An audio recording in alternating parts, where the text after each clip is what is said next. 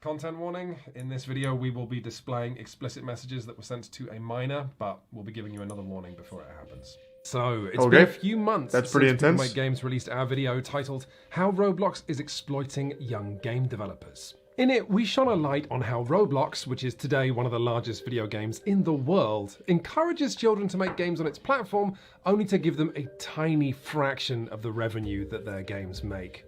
We had concerns about the extent to which Roblox is a system that predates on child creativity, and overwhelmingly, you folks shared those concerns. With game developers the world over reacting with do I need to watch the first one to understand this one? This seems pretty easy to follow so far. Roblox exploits kids. Allegedly. No, Roblox exploits kids. I'll say it with my chest. I don't think I need like the first bit of context. Shock and anger at how Roblox was treating its creators. But I'll tell you who else had an interesting reaction to our reporting. Roblox Corporation. You might remember a part in the last video where we talked about a page on roblox.com that told kids they could make serious cash. After our video was released, this was silently removed from the platform. Oh. But this was just an appetizer. Ruin the dreams. What was to come.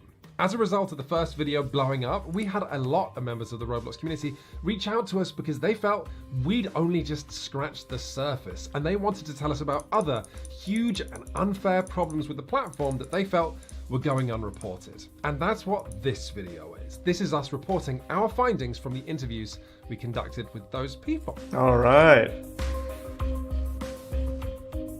So with this in mind, we reached out to Roblox again. You see, when we were researching the first video, we emailed them asking for an interview or comment, and they did not respond. But with 500,000 views, yeah, they're like a billion-dollar company. We reached out to Roblox to say that we were working on a follow-up, and this time, Roblox's new Senior Director of Corporate Communications and Public Affairs offered to speak to us on the phone to see if we could arrange an interview. Oh yeah, let's go. We did not succeed at arranging a straight interview. However, during that call, Roblox told us that our first video contained a number of errors, going as far as to suggest that we take our video off YouTube. Now, we asked Roblox again and again what these errors were, and we never once got a straight answer. The closest we got was Roblox sending us to a link to a blog post from somebody with the online handle EcoScratcher, asking us, do you plan on editing or removing the video based on some of the things the author raises? What is this? Let me read this.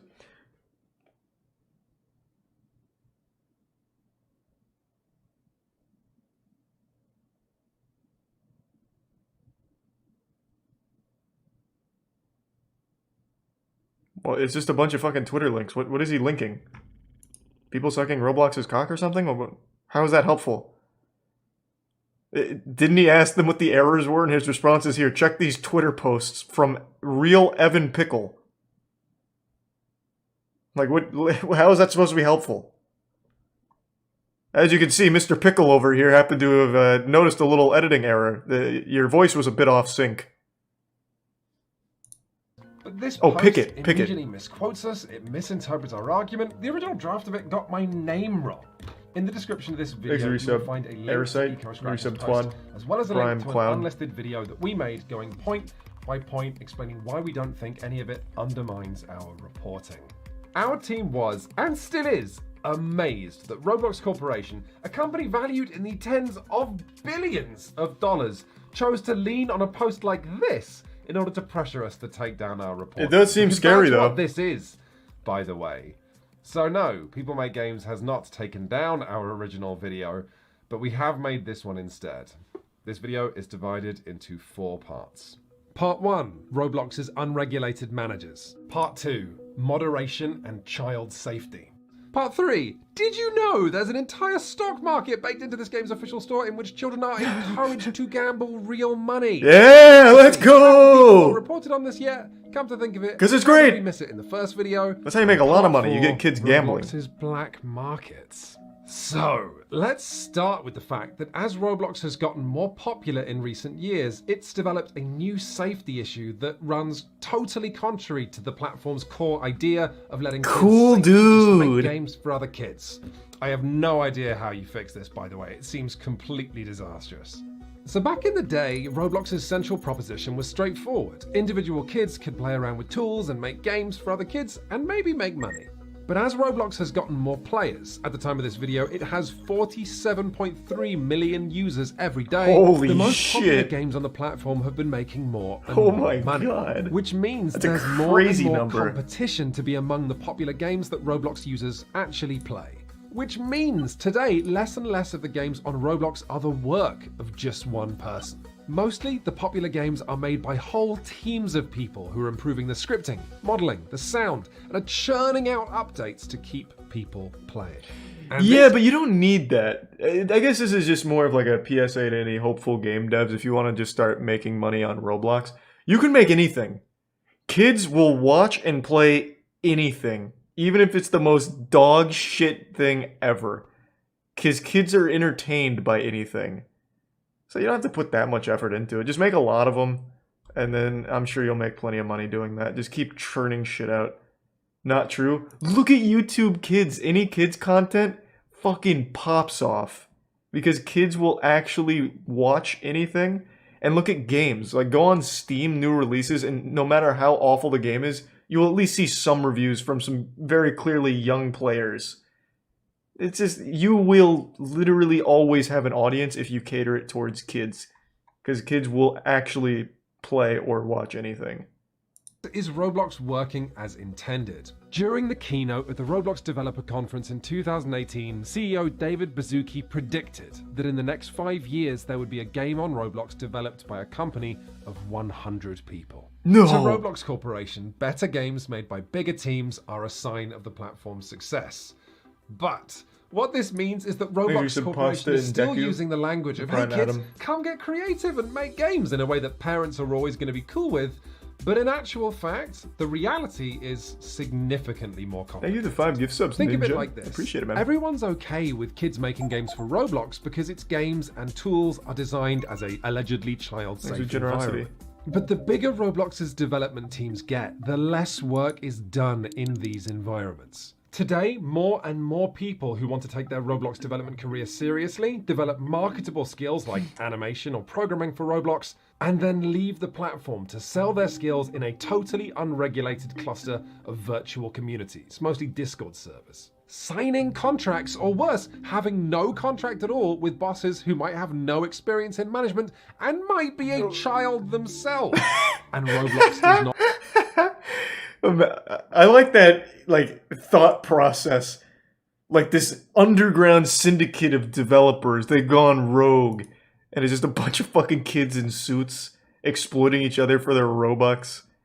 It is crazy, though. I feel like it'd be better if kids weren't creating games for kids. I feel like it'd be better if it was teams doing it. Because at least then you'd know as a parent, it's at least something of decent quality. Like, if I had a kid, last thing I want him doing is wasting his fucking time playing something that my dumb neighbor's kid made. I want him playing something good. Fucking Psychonauts or some shit. Not moderate anything that happens out here because technically it didn't happen on Roblox.com. Or think of it like this, Roblox is saying, come and make games. Legally speaking, your child isn't entering the workforce. But if you then say, okay, who is my child working for? Roblox says, My child. I don't know. Will Oh. they pay my child fairly? I don't know. Will they mistreat my child? I don't know. Is it safe for my child to do this? Oh, absolutely. But if something does happen to my child, there's simply no way to be sure. Will you be taking action against those responsible? No. I'll tell you who does take action. I'm sorry to keep interrupting. This actually is a pretty interesting topic. There is a community of people who take action against Roblox bad actors. And it's right here on the terminated players list. This is where the Roblox villains live. Forever in infamy, on the wall of shame.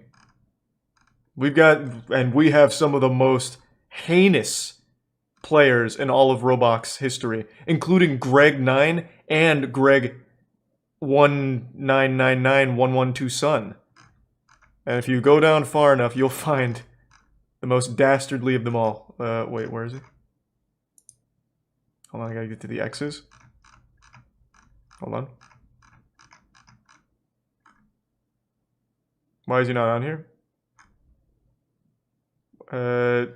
Where's Sonic the Hedgehog? XX Sonic the Hedgehog? He escaped. That's probably what it was. Oh, I got his name wrong. The X's came after. Sonic the fucking Hedgehog. This guy terrorized the streets of Roblox for far too long. Not even the CIA was enough to stop him in his prime. He had to be taken down by other kids in the server. Until one day, he just left peacefully. They weren't locked in there with him. He was locked in there with them at the end of it all. God rest his soul. He actually commented on my Roblox video. He actually still goes by this name on his YouTube channel. So, it's a bit disingenuous to say Roblox doesn't do anything when there's bad actors in their community. Because, I mean, look at this. This counts as something. Jim Wool is... Yeah, I haven't seen Jim Wool on these lists yet, but he's probably just too new. He's like the most recent raid boss. Roblox developer reached out to tell us their story. Jordan, not their real name, joined the team behind a popular Roblox game that saw them being paid a percentage of the game's revenue. Then, when the owners of that game left to start work on their next game, Jordan thought, this is my chance. I planned out for spring break, okay, spring break, I'm gonna work like 60 hours this week. So basically I kind of crunched. Then we released the update and it was wildly successful. Congrats, it brought the game to the #1 position. Oh, let's go. And then they decided I was making too much. Oh. So they finally told us about the company that they had incorporated. The people that Jordan was working with had, without telling anybody, formed a company, meaning that Jordan wasn't a partner anymore. They were now legally. Fuck, man, thank you, Robert. After like going months of not managing the game, after the game's been wildly successful due to us as the workers, I decided to start managing the game. And then them telling me that I wasn't working hard enough. Hope you're doing well. They started kind of making veiled threats that I was replaceable. Then we decided that this percentage cut, this revenue split, isn't viable for the long term. And so we're going to pay you fixed salaries from now on, which you can increase by working harder.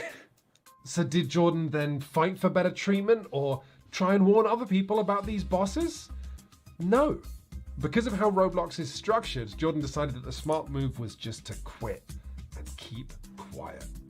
Frankly, there's like a culture in Roblox against speaking out. Why? It's just like reputation and like job security in the future. Because like in Roblox, oh, I see. If you have a bad reputation with the community, you're gonna have a harder time getting job offers or even offering people jobs. Jordan's situation is sad, but not in any way surprising. The way that Roblox is structured, individual users can take unilateral control over games and the revenue that those games bring in. And Roblox has set up no obvious outreach program for developer abuse. In fact, talking about what your boss did to you on the official Roblox developer forums falls under the category of harassment. And since there's no plan... Let me read these real quick. Yeah, if you're mistreated by your boss, don't tell Roblox about it. You yourself get banned. Rightfully so. Fucking snitch.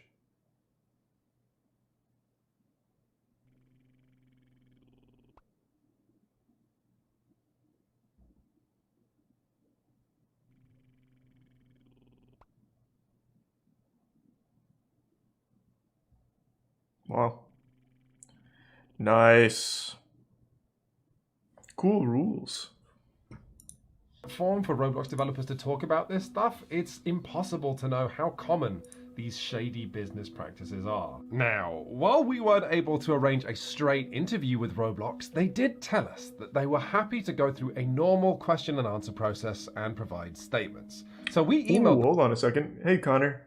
The structure of Roblox is so strange to me because I had an offer of like 20K from a Roblox game developer to have them make games for me to stream.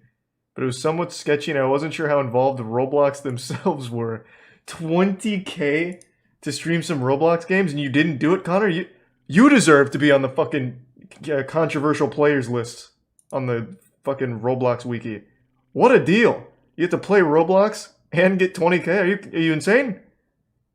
Unbelievable. But yeah, obviously Roblox themselves isn't involved. It's just some like weird crusty dudes that develop pretty mediocre experiences. But god damn it, that's what makes Roblox Roblox. Why do people keep saying check Roblox stock? That's a rough day. That's a rough day for Roblox fans everywhere. Oh, that's a rough 5-day. Oh, that's just a bad month for Roblox fans everywhere. But it's a good year. We're looking good on the year though. So you know, win some, you lose some. How long has it been publicly traded? Not that long. Yeah, it's just this year.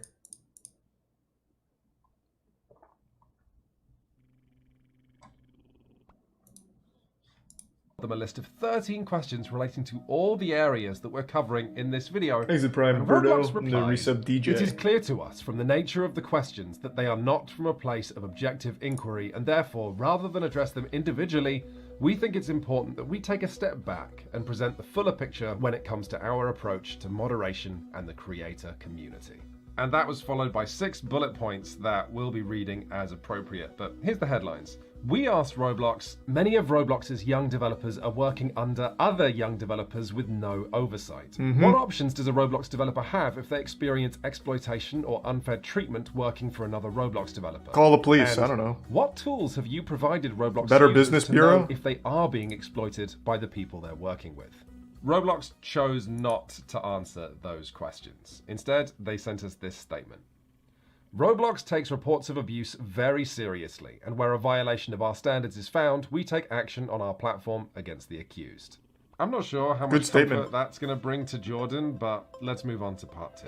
When talking about problems with Roblox's moderation, it is hard to know where to start. The side of the moderation that makes the best headlines are the games that simply should not be there. Like this Wired article on the fascist role-playing games, or this Rolling Stone article on the What? trolls who are always coming up with new ways to hide sex games Oh, God. on Roblox. To hear Roblox's players tell it, the moderation is infuriating because it simply works when it's not supposed to and doesn't work when it is supposed to.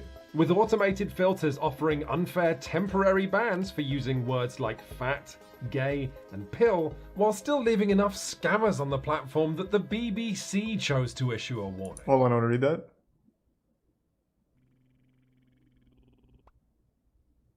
Oh, so it's kind of like the zero tolerance thing. RuneScape kind of has the same thing. If you get scammed, it's basically go fuck yourself. And it's really not like the worst policy in the world to have because it would be so highly exploited otherwise. So I guess like the best thing they could do is have like some kind of, I don't know, like Scrub McGruff crime dog teach you how to avoid scams. Like I don't really know what you're supposed to do. It's just people getting scammed. And if you like come in there to try and like hold their hand like, okay, you got scammed, we'll give you your shit back, then there's going to be a million other people who pretend they got scammed and it's going to be a whole mess. There's really just not a good solution to that. So I understand Roblox's policy there. Who's the tier 1? Pringa and the tier 1 Psych Blush. To hear Roblox developers tell it? Well, we actually have a story about moderation from a Roblox developer coming up later in this video. For now, we're going to tell just one story, and again, it relates to how Roblox's community has long since outgrown roblox.com with its questionable moderation, and today often has no moderation at all. The official Roblox forums, not the developer forums, were shut down in 2017. Oh, with Roblox what a bad explaining year. that they didn't feel they could create a, Rough. quote, constructive and positive environment. The Roblox wiki adds this. It is commonly believed that the shutdown was the direct result of a YouTuber known as IsoToxic raiding the forums just a day earlier, along with the infamous post by Jared Pogi123Kaber on October 1st of that year, which linked to an illegal child sexual Holy abuse site. shit. So to clarify, because Roblox couldn't make their forum safe, they decided Jesus to Christ. instead shut the whole thing down. Today, the Roblox community is found on Discord, YouTube, Twitter. Even the Roblox developer forums are very, very quiet when compared to all of the unofficial Roblox developer Discord servers. So today, Roblox sees kids and celebrity developers mingling, and Thanks for Roblox Kyle. saying, if it didn't happen on roblox.com, it's not our responsibility. Now, rather than explain why this is a problem, instead we're going to report on one young girl's experience. So, after this channel's last video on Roblox, a number of concerned Thanks, parties got in touch Haruka. with us to see if we could force Roblox to act. regarding a Roblox developer with a few nicknames, including Dr. Rofatnik and Jaden Shedletsky. The infamous Rofatnik? Sarah. No! Real name. I've When trusted Sarah him for first met years. Doc in a Discord server, Doc was 24 and he knew that Sarah was 12. Not Dr. When I first Rofatnik. met him, he had mentioned his Roblox fan game, and I was like, hey, I like Roblox too. He was making a Roblox Sonic fan game. Oh, that sounds about had right. caught my interest Oh, at the time. God. So I asked him Oh, about my it. God. Next thing I know, I get like 5 pings, and he sends me a bunch of gifs of it. Of course He's he sending was. me progress of it already. He was the one who started taking the inappropriate jokes in the DMs first. He kept encouraging it, saying that it was okay to make these Oh, jokes. what the It's not illegal. It's not breaking any laws, even though it was literally sexting. It got to ERP level at one point. This flirtation continued for a few months, but Sarah made friends within these games' community. So, hold on. So, Someone fill me in. I pretend that I know who Rofatnik is. Who is he? Is he on, like, the actual Roblox team? Like, as a moderator or something? Or is he just a developer? Like a random developer making shitty Sonic porn?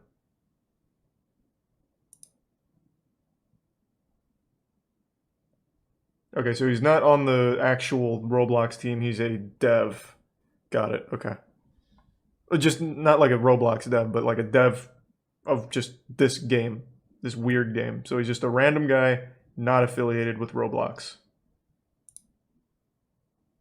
Okay. Gotcha. hung around for years, with Doc continuing to act controllingly and inappropriately. It wasn't until 2020 that Sarah's friends were able to convince her that this behavior was not okay and helped her to come forward with evidence of Doc's behavior. However, as anyone who's been following the Me Too movement will know, coming forward like this often has devastating consequences for the victim. It was relieving somewhat, but at the same time, because I wanted to do something about Doc for a long time. Then, a little after that, it was really anxiety-inducing seeing everybody start to formulate arguments. And then, the first, real bad thing that happened to me personally was when I randomly got pinged by somebody who actually does work for SEO. And fun fact, when he was 11 years old and he pretended to be a girl, Doc had also flirted with him before me. And he was just like, dude, what the f***'s your problem? Doc rejects you. What and the now fuck? you turned right around and tried ruining his life for attention, and I was like, what the f*** are you talking about? Doc Jesus. released a video denying the allegations, going as far as including this audio of the developer still working under him, defending his character. The DMs that were exchanged between Jaden and the victims were not okay, but Jaden is by no means a pedophile. He understands the clear dividing line between jokes and serious harmful actions against others. No fucking way. Yes, this guy clearly understands jokes, such as, I'd fuck you so hard. I mean, that's a knee slapper. I pretty much tell that one to all my cousins and stuff at Thanksgiving, too. I mean, it's just a good joke, I guess, right? Doc, I mean, again, this is Dr. Rofatnik. I mean, that guy's one of the greats. He understands comedy. It is a bit silly to try and, assassinate his character like that. I'm just saying, what he did was extremely wrong, and I agree with you all with that, but he's not a f***ing pedophile. And this is Doc speaking. So let me start by apologizing for the things I've said. I know I shouldn't have said those things regardless of the context. Moving forward, I will not have this behavior. While I will not defend myself for the things I said explicitly, I will protect myself from the blatant attempt at character assassination. For as distasteful as the comments I made are, they weren't genuine. I feel like I'm nor were they listening to a filled man with at Debate intent. Club. I did actually self-harm after the response video came out. I mean, I thought my Why does he talk like that? reputation was destroyed now. You Exit know, Prime, well, anyone who had Cotton, any Tail, involvement in and SEO is going to see Super this. K. Now, after Sarah and her friends came forward with evidence of Doc's behavior, Roblox did delete Doc's personal account. However, this in no way removes this accused abuser from the platform or stops his income. Before Doc's account was deleted, he transferred ownership of his Sonic games to an account created specifically to hold them.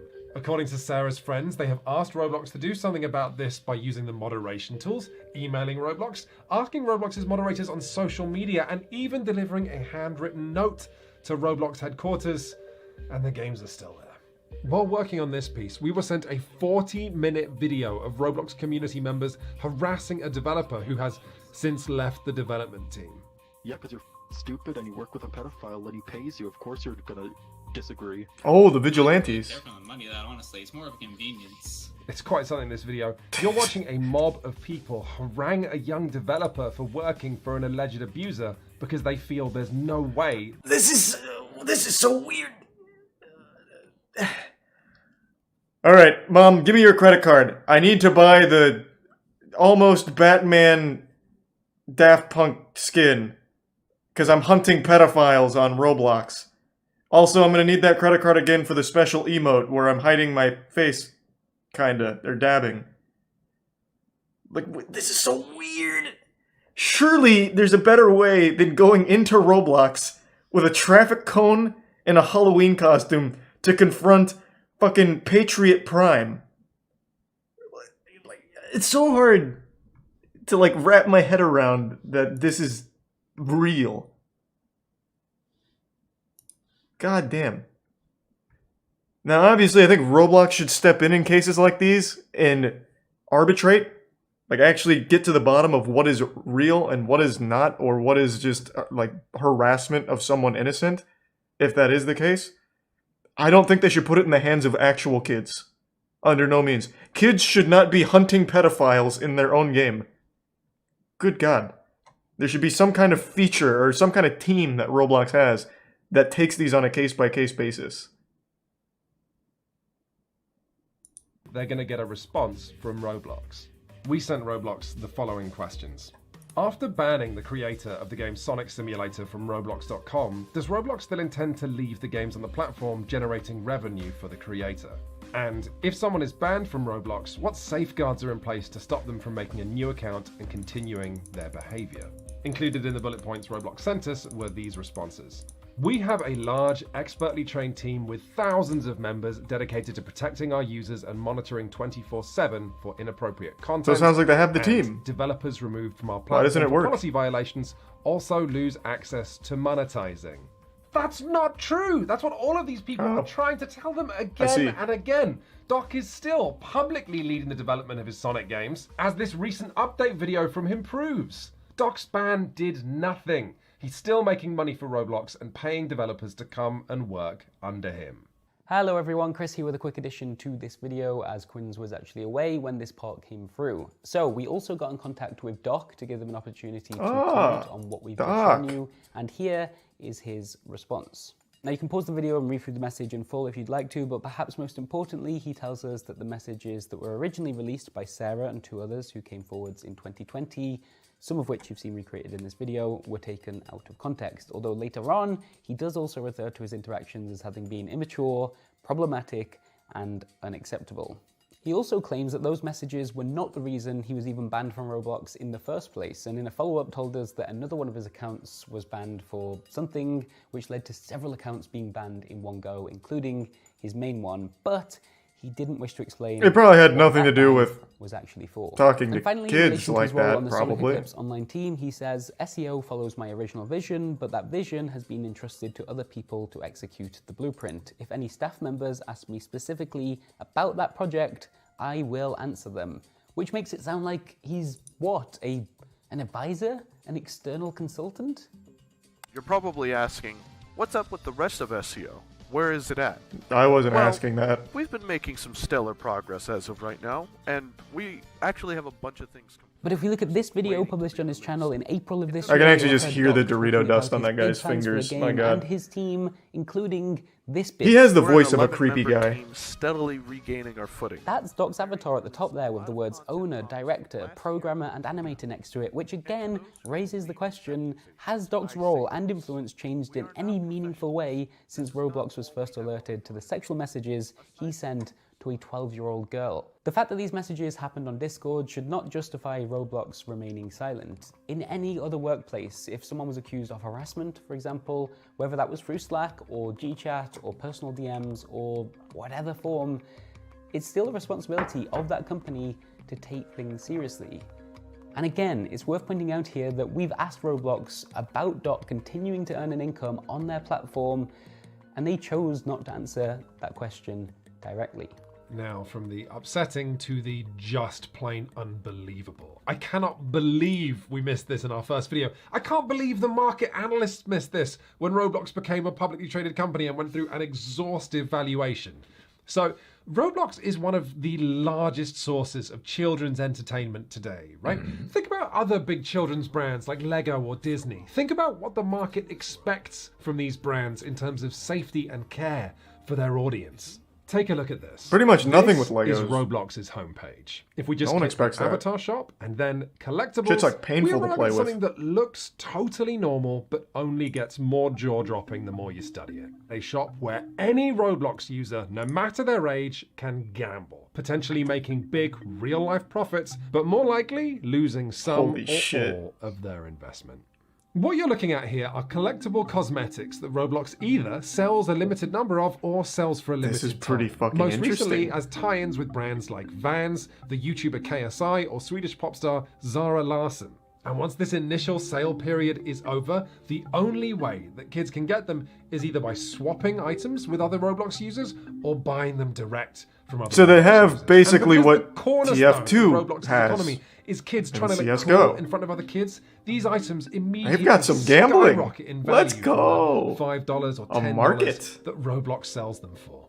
For example, here's a sparkly blue fedora that sells on average for $15,000 US. But the important part here is that Roblox always takes a 30% cut from any sale that happens on its platform. So the more absurdly 30? overpriced these items get, the more money Roblox makes. There are so many reasons that this is dangerous and irresponsible. I don't know if Roblox knows much about kids, but they tend to not understand the value of money and they tend to make bad decisions. We spoke to an Australian teenager called Jack, who does a good job of showing why Roblox continuing to mint and Also, you only get a 23% cut from your game while Roblox takes the rest. So even as a developer? Oh, that's fucking crazy. Man, Roblox has got it figured out.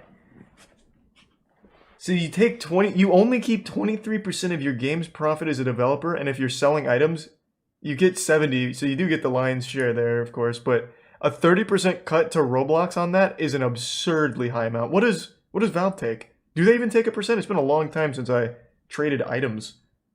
What does Valve do?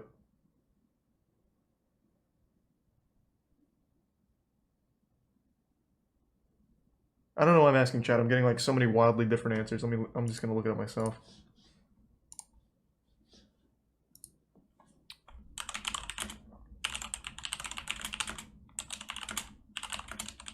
Let's see.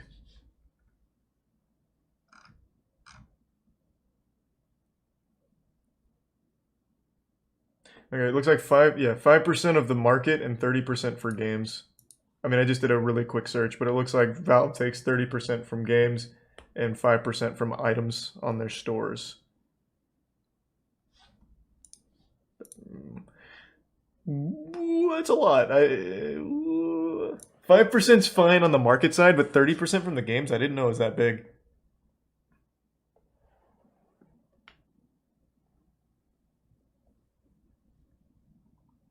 %30 is industry standard, is it? I guess, I mean, the benefit of being on Steam is it's the biggest platform for PC. So I guess they like earn that percentage. But I guess you could argue the same for Roblox. Like, if you're a developer and you're making a Roblox game, it can't be anywhere but Roblox. I don't know, it still seems like a lot.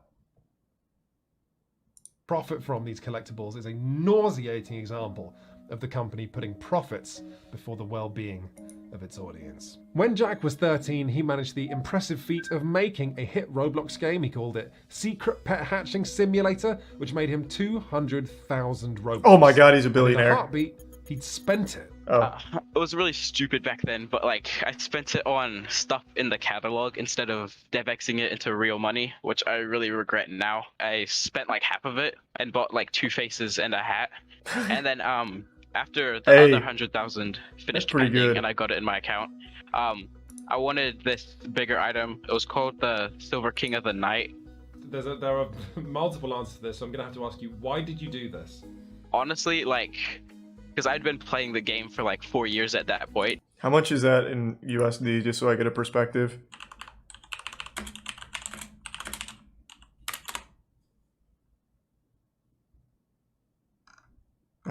Oh, here we go.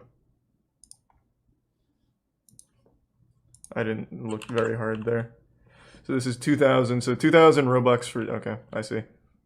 It's not like a crazy amount.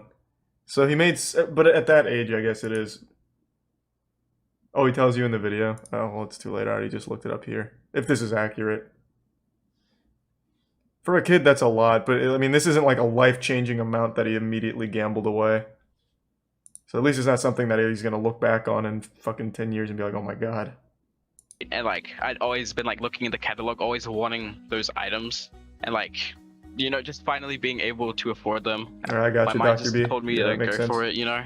Worse, buying these items pushed Jack below the 100,000 Robux minimum withdrawal amount, so Jack had just gone from receiving a paycheck of almost 1,000 Australian dollars from Roblox to having a paycheck of $0. What would you have done with that money if you had it? With that money, I think I would have kept like 300 in savings just for later life. And I would have spent the other 550 probably to upgrade my setup and buy a new mouse and keyboard and stuff. Okay. Makes sense. You would have upgraded your hardware that would have been useful, I would say, for a young game developer. Yep. Why is Roblox selling to children items that cost like hundreds of Australian dollars? What do you mean, why? It's pretty mind-boggling. It's obvious like, why. I would never spend that much money in real life. But Jack's story gets worse. It's not just irresponsible of Roblox to sell kids these items, it is dangerous for Roblox to let kids be in possession of assets that are this expensive. After Jack had bought these items, a Roblox developer that he'd been talking to for a couple of months that he thought was his friend sent Jack a file that Jack thought was an asset to help with Jack's next game. Oh my god. This file off the Roblox website. He keylogged which actually in. contained a cookie. You can get into their account just by having the cookie. He sold the limited items for like pretty cheaply and made a quick, like, I think it was like 50k after he sold them. I hate myself because of it, because like with that money, I could have made like my parents proud. Jack Oh, then it's went so through fucking Roblox's sad, appeals poor guy. process, and they responded that they couldn't help because Jack had sold the items himself. Jack sent in He's a another bit ticket spider. and got the same response. Jack sent in a third ticket and this time got the response that they couldn't help him because the I lost to transactions that had spider, yeah. happened more than 30 days ago. But at least Jack still had his profitable hit game, right? Well, no. Because in another win for Roblox's superb moderation, his game had been deleted through no fault of his own. In Roblox Studio, there's something called the toolbox where like you can get assets made by other people and use them for your own game. And then the game got banned because I wasn't allowed to use something that Roblox had provided to me. Some stranger, it turned out, had harvested resources from someone else's game and uploaded them to the toolbox illegally. Which meant Jack was using them illegally, even though he'd been provided them by official Roblox channels, and his game, his work, his income was dead. God damn! Jack's learning Unity now. Jack got but all slapped. of this selling collectibles to kids is actually only half of what makes the collectibles market so disturbing.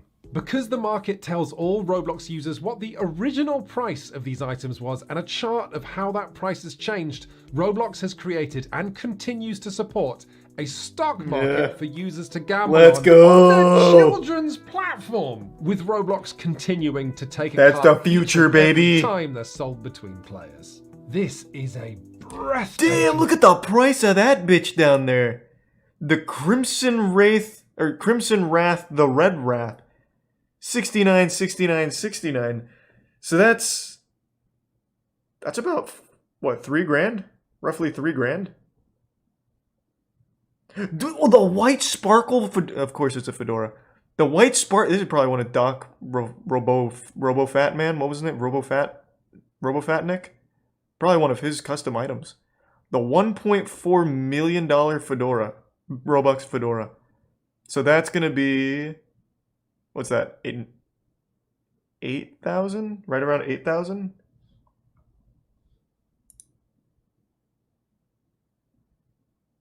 Is that right?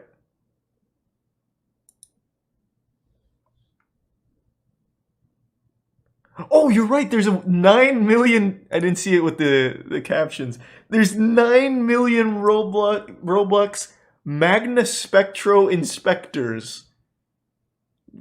What the fuck is this? Little Dexter's Lab goggles? Oh my god. Whoever owns this owns Roblox right now. Oh, I want to take a peek at those bad boys. Let me go to the Roblox stocks. What was it? The Magna... Where is it? Magna Spectro Inspectors.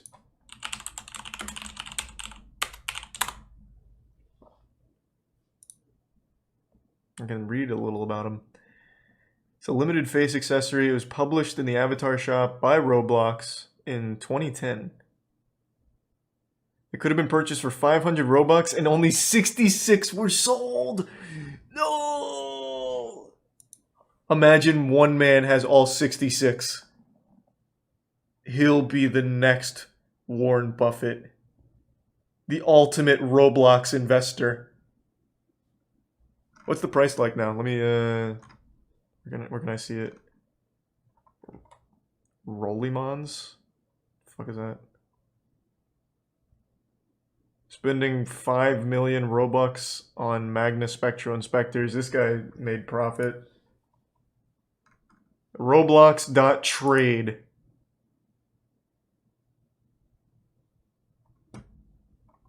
Where are the numbers? It's still 9 million, I guess. I mean, granted, yeah, it's only been a couple days since the video went up. Can I see the owners? Is it like an NFT? Can I see who owns all of these? Is this it?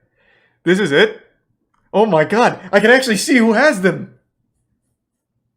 Oh! This is actual NFTs. This is fucking nuts. Alright, so Roblox themselves has one. You fucking know one of those devs is going to sell this at some point just for a little quick buck on an alt account or something. Thanks for tier 1 Shibata and the recent popcorn. Totally Not Shed's got 2. This guy's about to be a fucking millionaire. Oh, so many of the, oh my god, so many of these accounts are terminated. What a shame. I already know I'm going to see Sonic the Hedgehog's name in here. That goddamn menace.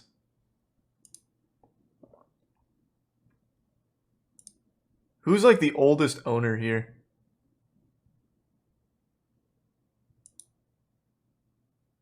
Why is it all 2016? Oh, this might just be when the data came through.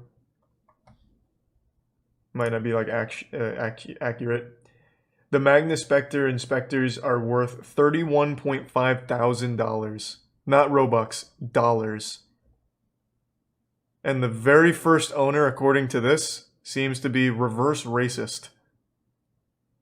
Man, those Magna Spectre Inspector gadgets or whatever the fuck, they went to a loving household. Thanks to Prime, sir, and the resub starve. Holy shit, this is crazy. Totally Not Shed's got 2. I don't know what he's waiting for. I can't imagine there's a better time to sell. The hype here on Roblox is reached, I think, its peak. I can't imagine it gets more popular. Now it's only down from here. Totally Not Shed. I'll advise you on how to navigate this. I'll take like, I'll do what Roblox does. I'll take like a 23% commission, and I'll help you sell those. Let's get this cooking, Shed. Because right now you're squatting on gold. There is no reason to hold any longer. Diamond Hands is a curse, not a blessing. This is a breathtakingly irresponsible feature to put in a game where around half of the users are aged 12 and under. Especially so when there's no warning anywhere on this page about how much you might lose and no upper limit of how much you can spend. Oh, of course not. We want them spending a ton. Or a few tens of thousands. There are items here for you. What the fuck is that? 618 million Robux? What the fuck? That's $10 billion! What? What was it? The red banana of what? Red bandana of SQL injection. What is speed dial? Oh. It was my other tab.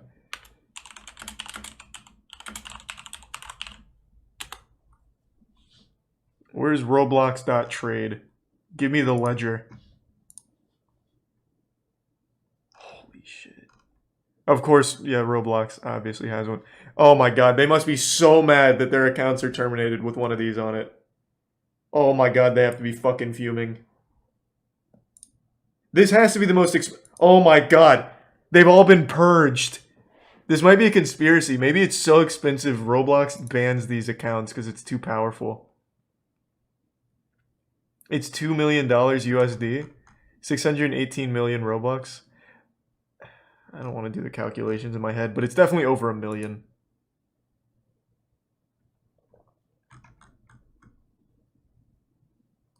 It's definitely got to be... Wait, fuck it. I'll do it again. Let me see. I think it's over $1 million, right?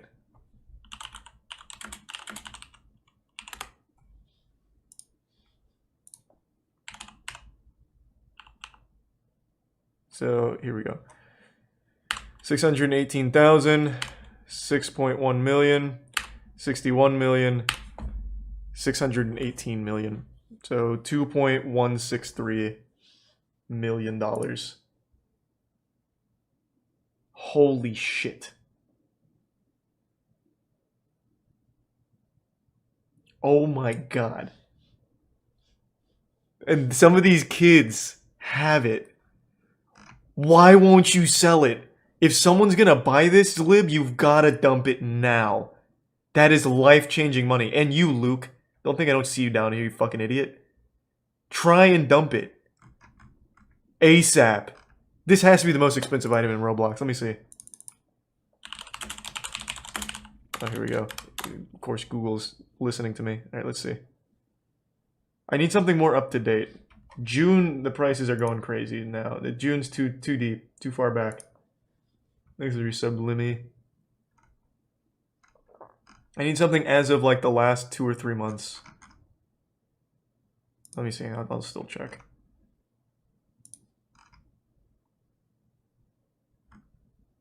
This is only 80,000. Get the fuck out of here. The Ultra Commando. Almost $1 billion Robux. Is this the most expensive? This is store price, not resale. Yeah, but what else are these kids gonna base it on? It hasn't changed owners in 3 years. So they can only go by these graphs, which means they only see these massive numbers.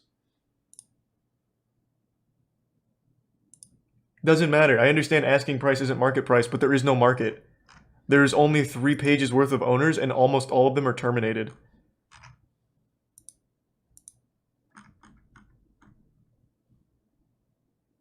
I don't know who's gonna fucking buy it, but you've gotta try. You've gotta fucking try. If you have this, you have to try. Look at NFTs. Who is buying pictures of fucking Chakra the Invincible smoking a cigarette, right? But you have people bidding $100,000 on it. Thanks a Prime Dracon. They've gotta at least try it. You can cut that price in half and still be set.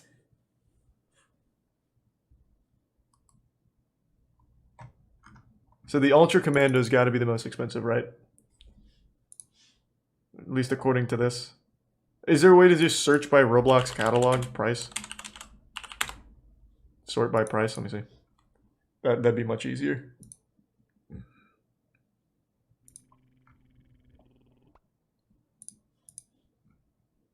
Thanks a Prime. Him Mendoza. Sort by collectible.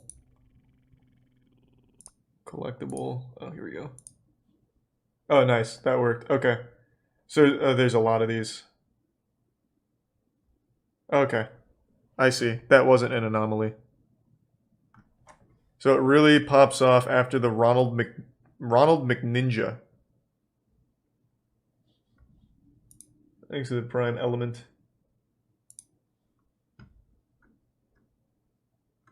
Jesus Christ.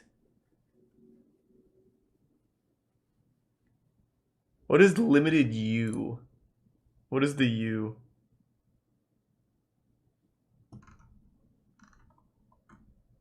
Oh, this doesn't even have a price chart. Does this mean it's like locked? Oh, there was what? Wait, someone sold here? Or what is this? What is this flat line? What is the one?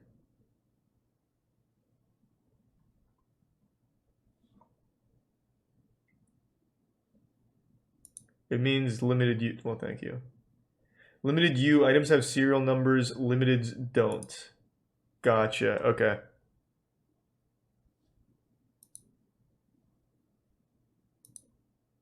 Well, that's not working. Probably because there are no resellers, I guess.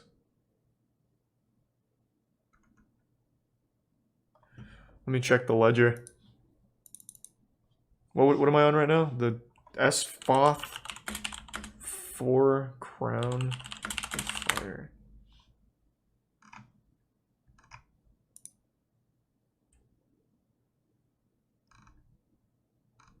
No, it hasn't changed hands recently.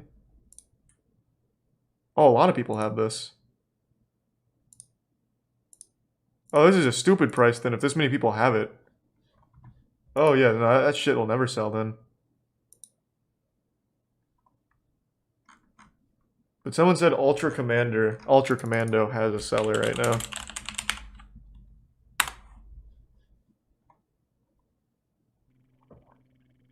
This is a new item. This is only 3 years old.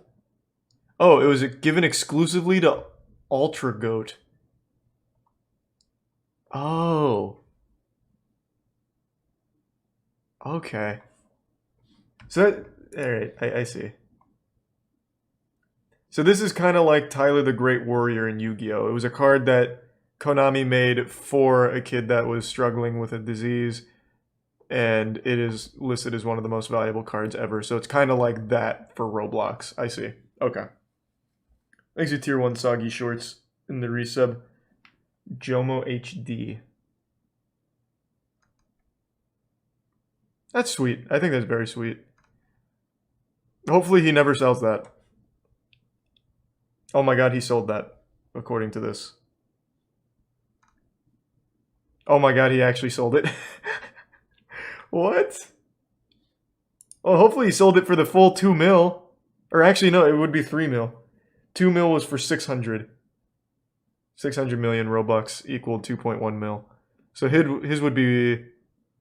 Yeah, it'd be right around 3 mil.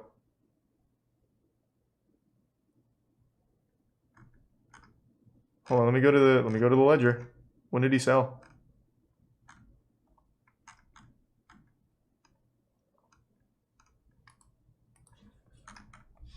Why is it not here? Let me just here.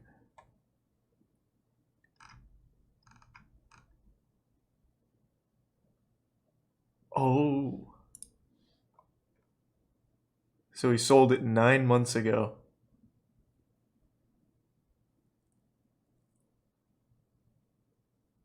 Oh my. Hopefully it was still peaking. Hopefully it was still at that like billion Robux.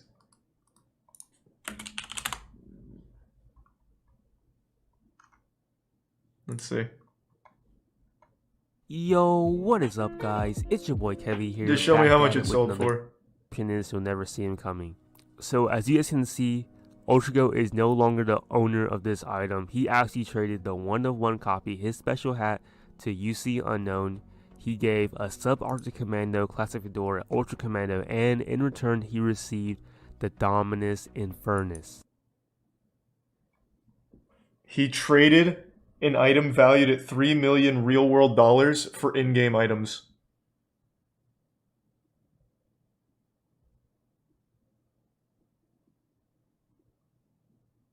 No. Oh no. Fuck, that's sad. Oh god. Oh, that's sad. Yeah, I mean, this all ties back to this. It is a horrible idea to let kids have something that valuable. Oh, fuck, that's sad. That is actual life-changing money. Again, you might not sell it for 3 million, but you will sell it to one of these crazed fucking collectors for at least a big chunk. In a game like Roblox, to have a one-of-one in a fucking thriving market, apparently, you would have made a ton. Oh god, that's sad. But hats off to this guy who just gave up a, what is this? An Easter egg with an arrow pointing out of it? Whatever the fuck this is, I don't know what it is. Hats off to him for trading this for the Ultra Commando. Hey, that guy, he's going places. This is the art of the deal right here. Damn. Thanks for the resub, Foamy. I hope his parents never see what that item was worth. Here is his profile page. As you can see, Ultra Go right here, he is on the Dominance and Furnace, and here's his description on here. He talks about how he's going to be quitting Roblox in the near future, I believe. So it's even more reason to but at sold least it he for got a hat money. that he wanted. I guess he really wanted the Dominance and Furnace. So I'm glad that he got a hat that he wanted, and I wish him the best in his future endeavors. Now, if you look at this trade, Dominance and Furnace is actually valued at around 7.5 million. So if you're looking at it from a technical term, Ultra Commando should be valued now at around 7 million because it added a little bit for Dominance and Furnace, but it was able to get like... I don't know about that. That seems a little low. Oh, man. All right. Back to the... We got real sidetracked. We got way off course. This has been wild. Roblox does have this warning pop up that the exchange you're about to do involves real money, but this is only shown when you're buying Robux, something most parents will do for their kids with a credit card. If you're a kid who wants to spend their money, there's no such warning. Look at this. You can buy collectible as easy as click, and my money's gone.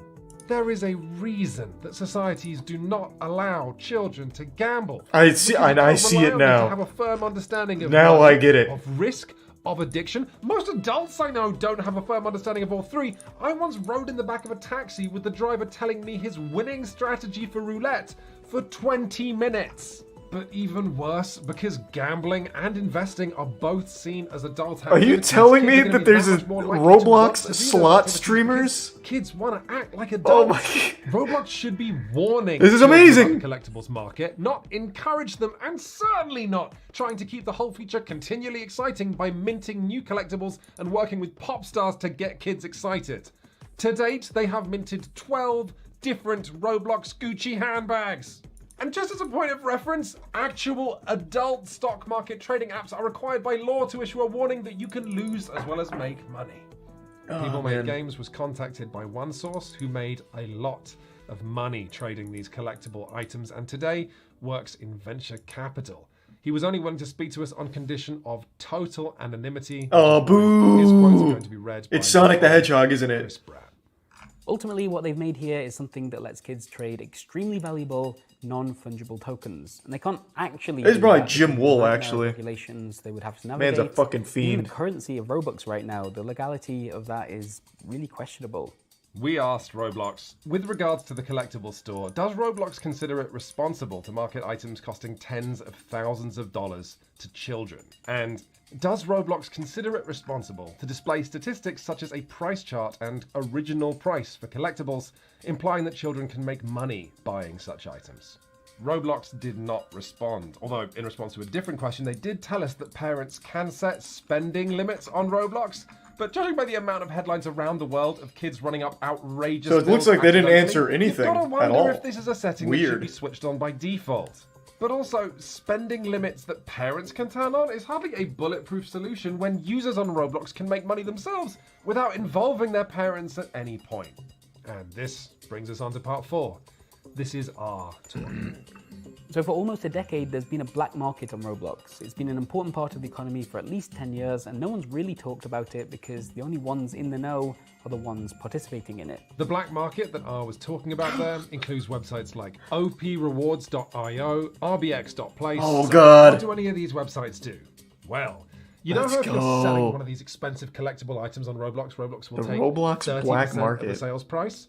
And do you remember how Roblox buys your Roblox at just a horrible rate so you don't get much actual cash for the Robux you sell? These websites connect Roblox users who want to buy or sell collectibles and Roblox users who want to buy or sell their Robux. So if you're a kid who wants a Roblox Gucci handbag for cheap, you can buy it straight from a seller. Or if you're a Roblox developer who wants to turn the Robux their game earns into a bigger real-life paycheck, you can sell your Robux to users directly and make way more money. Let's This can be talked about for various go. reasons. Obviously, if Roblox is going public on the stock market, then it's not the greatest look for them if there's been this underground black market of kids buying and selling from each other.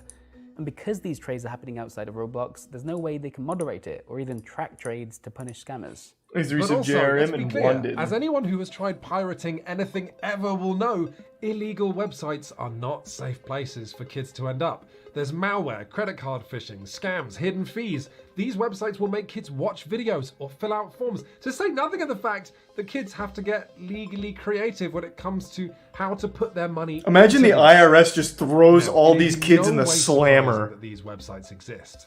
What is surprising is how Oh, I see you many of visited them Roblox there are, Black and how Market. the most popular ones have been up and Why didn't you pay your tax on for it? years. That makes no sense when they completely undermine Roblox's business model, and the reason R said that they're still alive is that they are now fundamental to Roblox's economy. Everybody is using these sites from top game developers down. Of course, people who get caught doing it, their accounts are banned, so Roblox has to somewhat enforce it. But at the same time, most people turn to that because DevX, the term for officially converting Robux to real I've already seen it, money, Drifting Blue. is kind of a gamble in the first place. Because if you have limitations or bans or anything like that, or if you're not a community member in good standing, you might not be able to DevX. Roblox can't crack down on it because they just get backlash, so they turn a blind eye to Thanks it. for the resub, We encourage our Pyrocy. users to keep their interactions and communications on the platform where we are able to monitor and intervene. Often, scams and other abuses happen off the platform on other sites. This is why it is expressly against our policies to direct users off-site. Really, Roblox? Is it really against your policies to direct Thanks to users Prime off-site? JVI. What about your company-wide policy of not acknowledging the existence of websites that give your users more money if they go off-site? What about your decision to shut down the Roblox forums because you couldn't create a, quote, constructive and positive environment? Where did you think those users were gonna go? People Make Games will probably not be making another video on Roblox because, frankly, An airsoft charity investigating event this sounds company cool. is just super depressing. I can look into The it. platform today is almost inconceivably massive and getting more power and more money. by the Yeah, day. let's go. In fact, just as we were finishing putting this video together, Roblox released their latest earnings report and the company skyrocketed in value once again. Roblox is now officially bigger than Nintendo. And this success is alarming because Roblox right now is setting the standard for what society expects in the future of digital labor, of internet child safety, and accountability of big tech. The CEO of Roblox now has a net worth in the billions. The company makes decisions that affect tens of millions of young people. And yet when we ask them questions where Roblox's own policies appear actively harmful to their young users, we were told that we weren't being objective, while this company refused to even admit the existence of the collectible stock market that they created, of the underground black market of website that they allowed to exist. They didn't say anything to us about this questionable reality of kids working underneath other kids. So that's interesting. What does Roblox say about the stock market? Because it's inarguable. It is a stock market they've created in their items and their collectibles. What do they say about it? Thanks to the Resub Mountains. Nothing? Not a damn... How is there so much hoopla about loot boxes in games, but no one talks about that? I didn't realize that was a thing. I feel like that would be a much bigger topic of discussion, especially since most kids use their parents' credit card to buy those items. I feel like most of them are aware of it. Why isn't it like an issue? I didn't realize it was this thing. That's exactly why. Well, it's because I don't play Roblox. If I was a parent and my money was being siphoned into fucking hats on the Roblox store, I'd notice it. These kids don't have their own money to spend, obviously. Well, I guess maybe they do, since they're working for developers on Roblox. So I guess maybe that's possible. I don't really know. I just feel like Roblox being the most profitable game, one of the most profitable games in the world right now, most people would have immediately put that stock market in their crosshairs. But I haven't heard shit. I had no clue.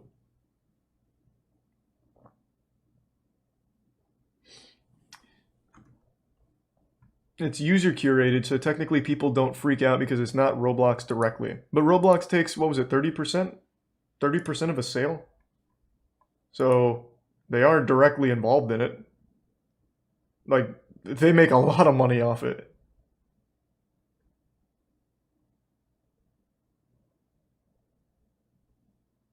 Because it's not popular enough for adults. That's true. A lot of the mobile games that always get targeted, the main player base is adults. Fucking Clash, or not Clash. What was the big one? What was the one that got EA banned for a little while overseas? Was it FIFA? Might have been FIFA.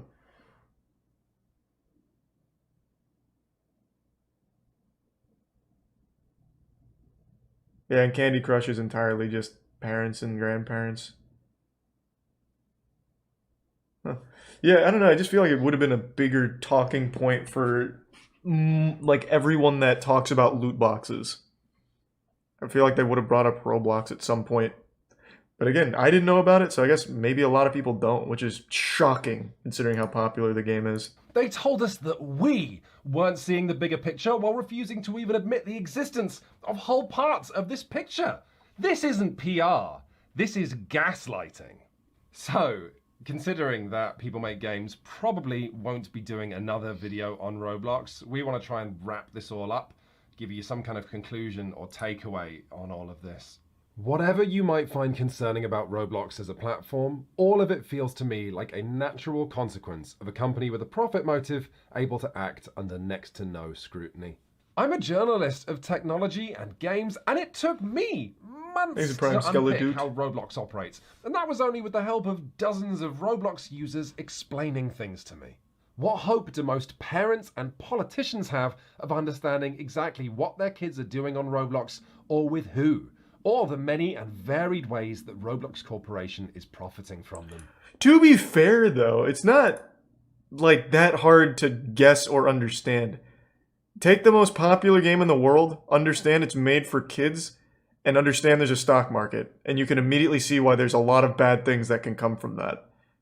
I guess it's just making people aware that the stock market exists, and it's kids that are working for free to make the games on the service.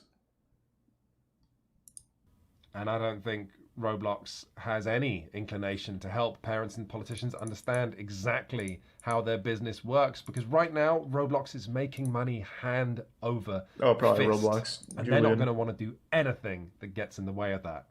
No matter how many young people shout that this is not a platform that values their well-being.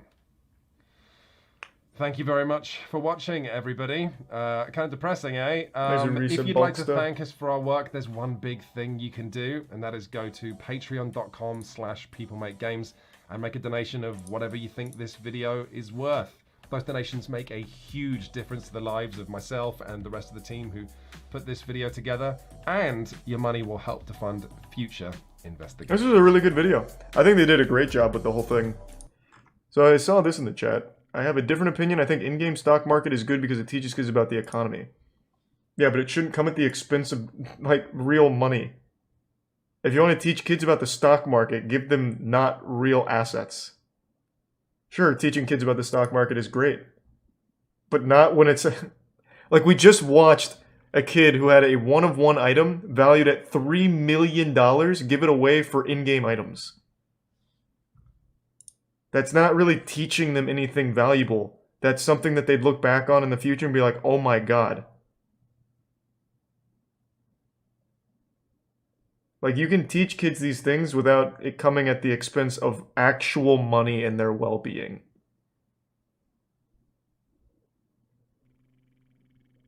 Thanks to Prime. Assumably.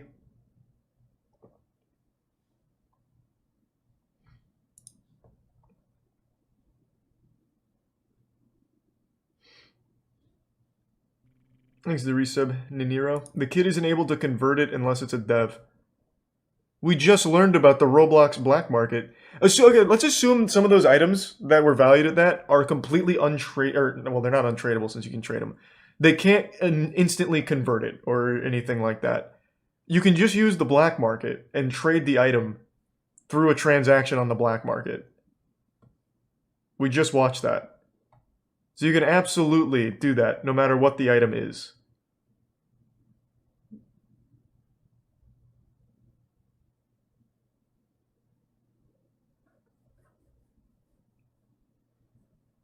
God, now I want to own all those fucking Roblox items. I'll be the kingpin. You want your Dominus... Fuck, was it the Dominus impossibly hot hat? What the fuck? What? Oh my god, I don't remember any of these stupid names. Well, you have to go through me for your parents' money. Thanks to tier 1 skater.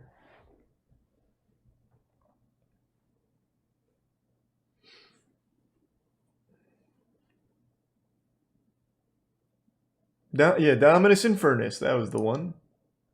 They'll have me on that controversial Roblox users list. Fucking Wolf of Wall Street Roblox. Thanks for resub, David.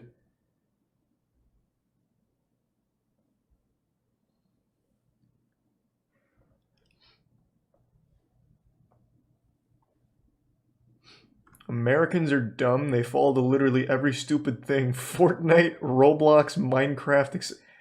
I mean, I got some bad news for you. Like, those 3 games you just listed are extremely popular everywhere. I don't know why you, like, put only Americans in there. I get having, like, pride in wherever you're from, but it's not just Americans, man. In fact, I think the kid that had that hat, I think he was French, right? Because his bio was in French. Thanks for the gift sub, Sneak. And the resub Crocodile.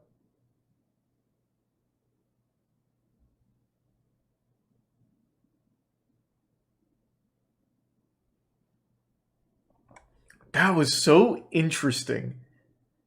I learned a lot. Fuck, man. I'm walking away from this knowing that I missed out. Being a kid in this day and age is so much better than being a kid when I was. You just have so many options to make money for no fucking reason. Like, you can do NFTs. There was that story about, like, what was it, 9-year-old who was minting NFTs and they're a millionaire now? And the people that bought the 9-year-old's NFTs just thought they were, like, high art pieces or some shit? You had Gary V go on Twitter and saying, is there anyone under 13 years old that likes NFTs? XOXO. So he's probably going to pay kids to make NFTs for him. And then you have Roblox. Oh my, there's just so many options.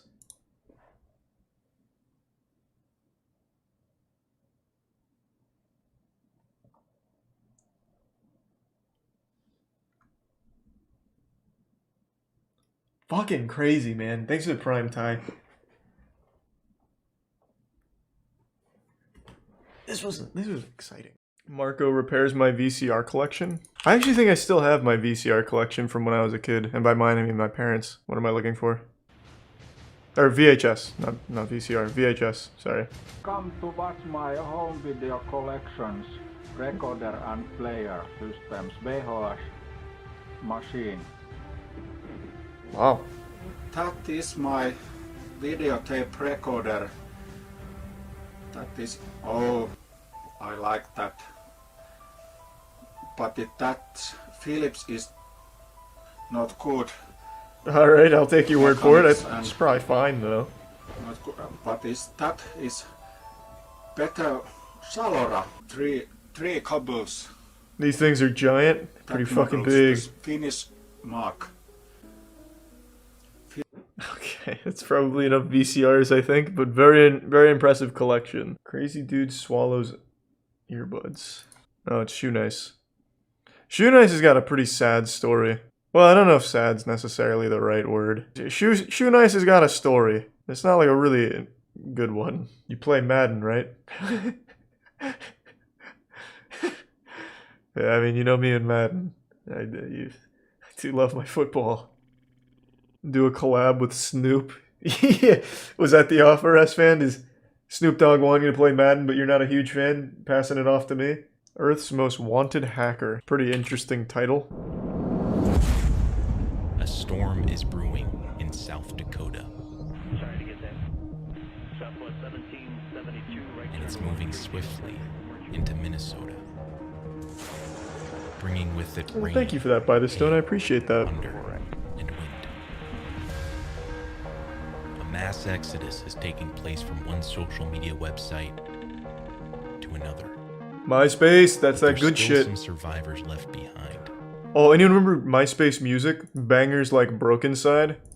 Do we have any old MySpace veterans in here? Anyone remember these guys? Because this was the shit. I even made a Gears of War montage to the Get Crunk song. Yeah, this was popular music back in the day. But I think the one most people remember him for is this music video. They just don't make music like this anymore. I was actually thinking about them the other day. They made music all the way up until like 2019, if you can believe that. They're prompted to install a video player update. This unsuspecting computer is now a zombie. You are watching Disrupt TV. Congratulations, you won. Congratulations, you won. Congratulations. Yes. An antivirus company announces a discovery. Is it McAfee? God rest his soul. Typically, URLs are hosted on a single web server through a single internet protocol address. If one is found to be malicious, it's fairly easy to chop it down from the root by blocking the IP. But these URLs are utilizing a tactic known as fast flux. In a fast flux network, the IP address of the domain name is constantly switched out, making it near impossible to find the core of the infection. We see variants appearing that are created from the original MySpace exploit. Skype is literally a Microsoft malware. Targets Twitter. I hate Skype. Shit's garbage. Always has been. Makes its way onto the Macintosh ecosystem. An ordinary website. No, not video you can games. Download files from Oh my god. Kubeface covers the otherwise safe download button with an HTML iframe. This sends a PDF file to the user that, when opened, scans the computer. It's searching for a file transfer protocol. If found, it will send out a message to the other bots, who will subsequently use the exploited username and password to make a new home within its victim. Damn. What an asshole. Each newly infected host, the botnet grows larger, creating a decentralized, untraceable network that churns left, churns right, goes up, and goes down on the whim of whoever has the steering wheel. Oh my god.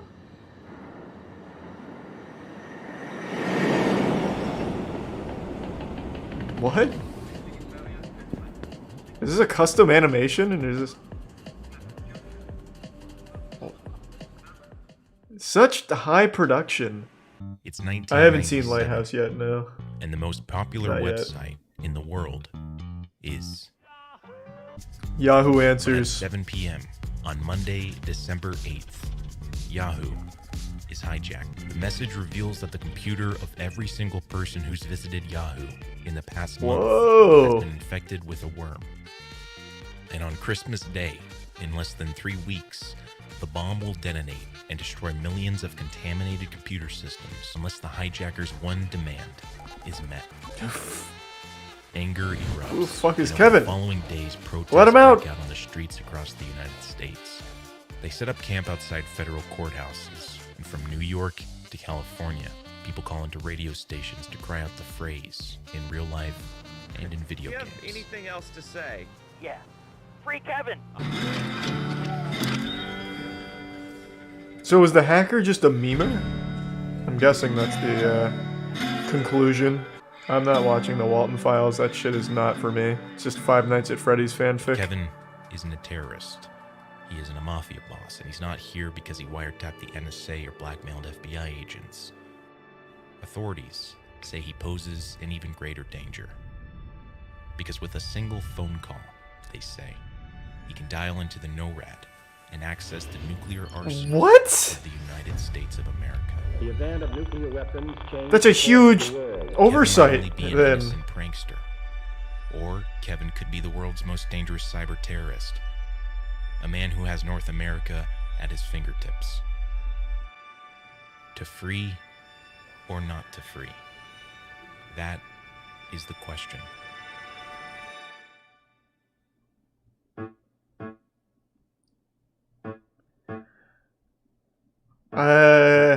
I say let him out. Call his bluff. And if This he's not is a bluffing, well, Windows is registry what it is. key. And this is that same Windows registry key modified by Kubeface. YouTube, Wikipedia, PayPal all resolve to IP addresses employed by the command and control center. This is how the Kube makes its money. When that user clicked the link, Kubeface instantly shot his browser through a number of affiliate advertising networks. Very smart. Instead of the machine sending HTTP GET to Google, as it normally does, an infected machine sends HTTP GET to Kubeface, who responds with a list of affiliated links.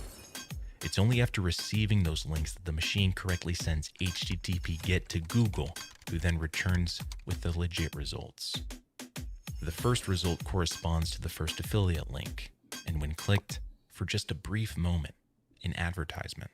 After that process, the used affiliate link is scrubbed, and a new one takes its place. These systems may offer $2 per 1,000 users that click the affiliate link. Multiply that by hundreds of thousands of infected bots across the planet, clicking links all day.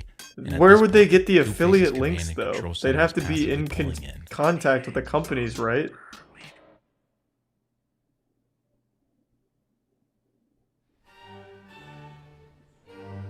Similar to the Google search, a response is sent to Kube's command and control center.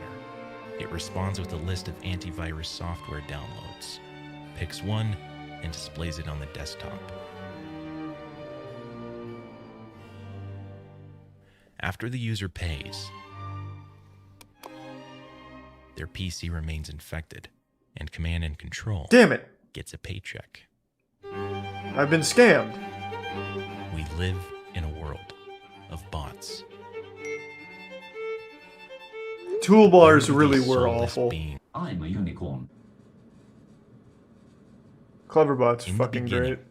Kubeface uses a small portion of manually created accounts to spread initially. Completely automated public Turing test to tell computers and humans apart. I had no idea that's what CAPTCHA would be. Is that actually what it stands for? Bot program, but Kubeface has found a clever workaround. First, it sends the following command to Facebook. The login and password are encoded via an encrypted scheme that involves reading the letters, their corresponding AC values, and comparing that to a successive string of numbers Basically gives from 0 sub-username. to 1 to 2 to 3 to 4 to encrypted becomes unencrypted. Next, the site will ask for CAPTCHA. To circumvent this, the CAPTCHA This is my puzzle biggest mirrored to the complaint about desktop of Disrupt. any individual. They tell like 10 different stories without ever connecting them. Two things happen. So this has nothing to do Screen is with Kevin unlocked, now, right? And the CAPTCHA for the new minion is complete. I hate it. Kubeface deploys It feels so fucking disjointed, and it makes it so hard to requests follow are the sent story. across No, it never came into play last time. It was literally two separate Cyber stories last time. investigator. As we should Dustin and the Prime The becoming name. unraveling of Kubeface is delivered through the very same websites it previously exploited. An Apache HTTP client is used to control files to and from a web server. Their names are cross-referenced with their respective social media accounts. And here, they posted their vacation pictures publicly. Facebook doxes their full names and pictures. They are dubbed Alibaba and 4. And now, in a rather anticlimactic peak, the Kubeface command and control centers simply go offline. Okay, we got him, I guess. From that point on to our current day and age, Kubeface's original command and control center has never been reactivated. Alibaba and 4 are off the grid. And the zombie army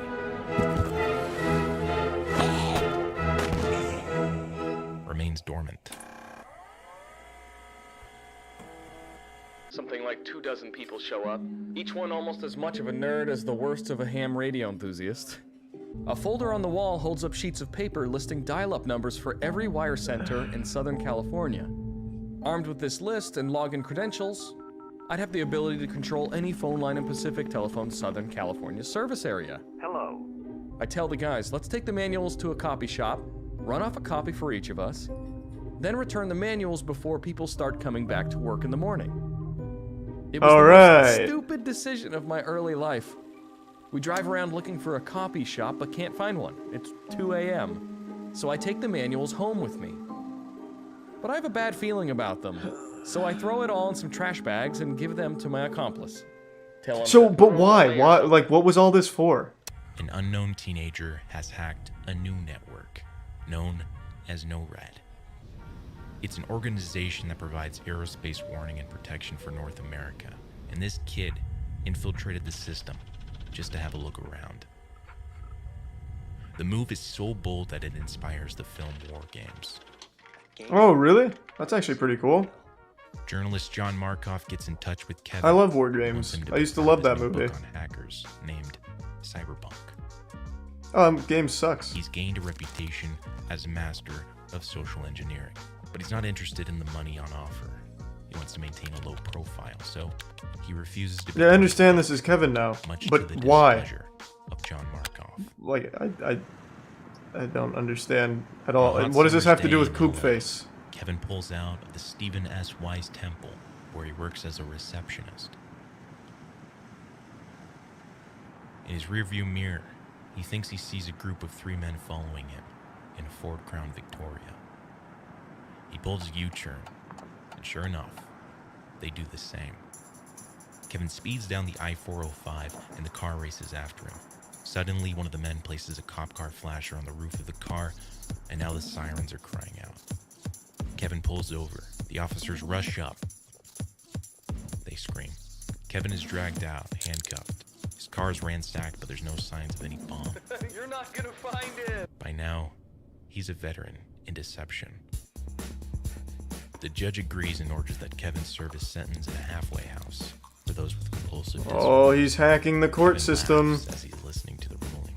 He was arrested for tricking his way into a computer system, and now he deceives the judge into thinking that he's the victim of his own crimes. An idea appears. If he gets caught, he'll be sent to jail, but if he doesn't, then he'd have fooled the authorities right under their noses. Soon, he has all the passwords and credentials. Fooled them how? What? How does it? How did he fool them? Voicemails. What do you Kevin is like? on the What? run for 2 years. He loses 100 pounds. When he learns that how a criminal walks is the #1 way they're recognized, he puts pebbles in his shoes to change his stride. He uses over a dozen different names. His favorite is Eric Wise.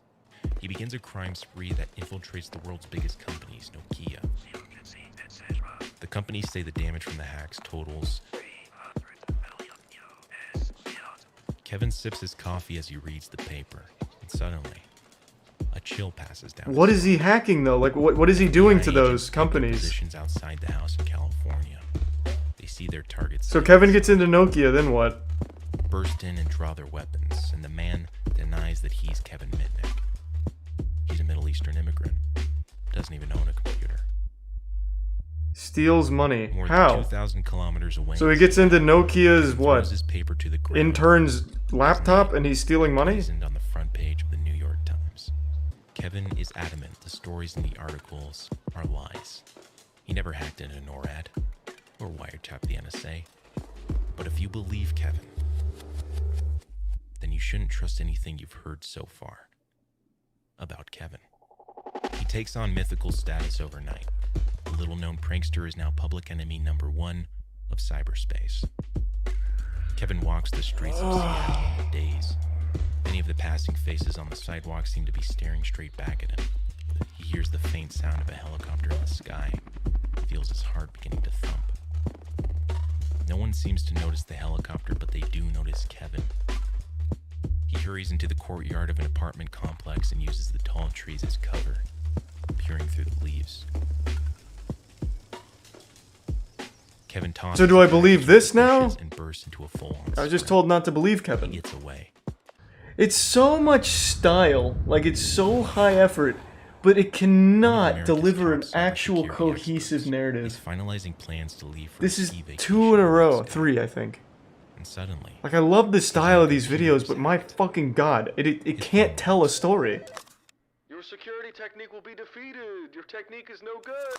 To someone like him, the attack and subsequent taunts are an act of war. A man steps out onto his balcony in Raleigh, North Carolina. These aren't just stock images and shit, they have their own little custom animations they play. It's very high effort shit. The FBI agents take their But positions none of it outside the actually house. helps with the They story, see it's their just target sitting inside. random sentences that don't even Journalist fucking John connect to watches each from the other. street. The agents burst in and draw their weapons, but find nothing. The man furiously denies that he's Kevin Mitnick. He's so convincing, the FBI agents are about to leave. But then, an agent notices an old ski jacket in the cupboard. He empties the pockets, and out falls a pay stub. Legacy Media pitches up their circus tents outside. Most wanted computer hacker is behind bars. Kevin shares one large holding cell with 60 other inmates. He doesn't eat for 2 days because the food isn't kosher. Inside, And then all Coob eyes are Face. fixed on the defendant. Cool picture. Kevin is charged with 14 counts of wire Wow. fraud, 8 counts of possession of unauthorized access devices, interception of wire or electronic communications, and causing damage to a computer. When Kevin is led away from the court, Tsutomu calls out from the front row. Kevin looks back at his nemesis, the one man who finally saw through the lies and deceptions to find him. Who? He nods, says nothing, and walks away. His appeals for bail are churned down by every single court in the U.S., including the Supreme. He has one last idea. But then, a group of officers storm into the cell and throw him into solitary confinement. You skipped half. I didn't skip shit, I skipped an ad. I skipped his ad break and merch plug. I didn't skip shit. What are you talking about? I didn't miss anything. What a weird excuse. It's just a really fucking poorly constructed narrative. I don't get what's so confusing, I understand. Who's his nemesis?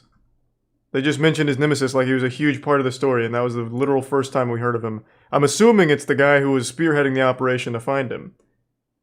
But that's just an assumption. So who is his nemesis then?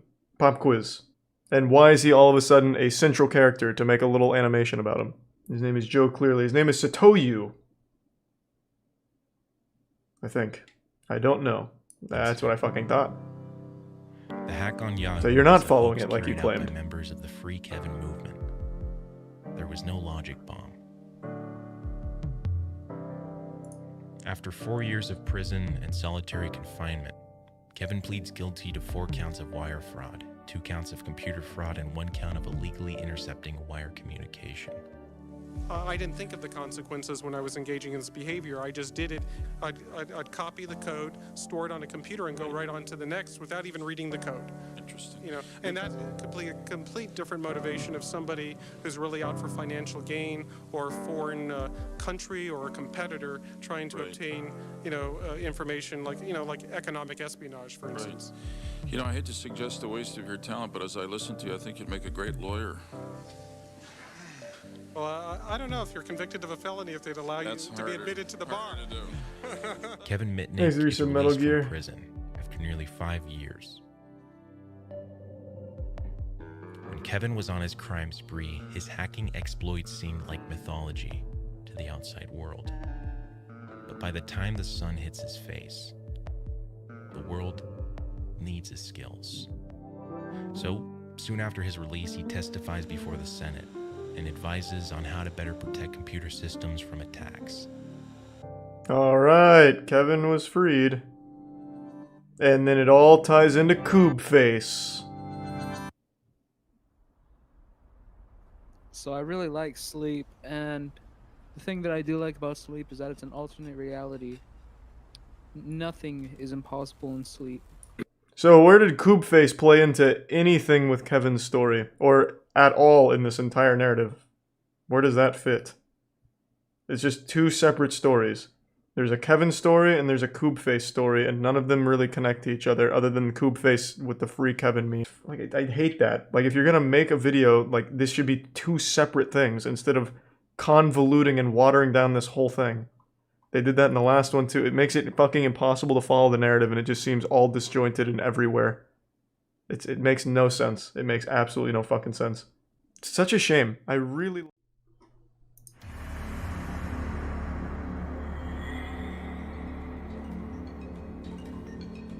Every week sees the release of multiple mysterious videos.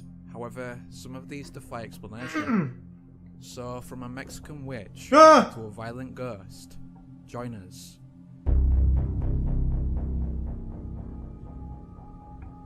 Recently uploaded, this video was filmed somewhere in Montreal, Canada. The videographer films the moon on a daily basis. However, in his latest look, he apparently captured these UFOs. Those aren't UFOs, they're beans, idiot. Clearly one of the astronauts just dropped them from orbit, with the ISS. Based on the size of their shadows, they would have to be massive.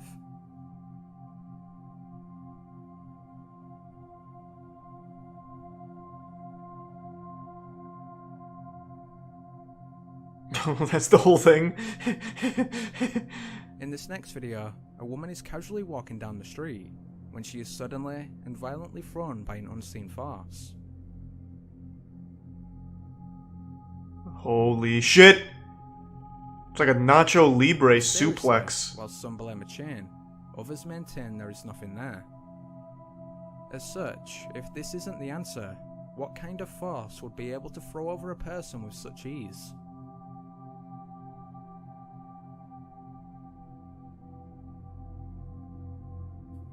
In recent years, the phenomena of frozen planes has become a hot topic among paranormal enthusiasts. Usually credited to the simulation theory, most of the videos can be explained. However, this one continues to puzzle viewers. Shot by Atlanta resident Sebastian Badajas, it shows a private plane frozen in midair. Thanks to Tier 1... Thanks to Tier 1 Imleko. And the resub Sosuko.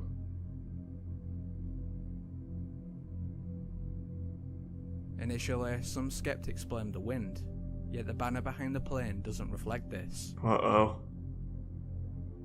We do have ourselves a real mystery afoot. Who hacked the plane? Eventually, after over a minute, the plane finally resumes its flight. But what caused it to freeze in the first place? Probably just a server issue, I don't know. Little is known about this next video, although it's believed to have been filmed in Russia. If that is the case, then this father and son may have captured the old master, the Russian Bigfoot.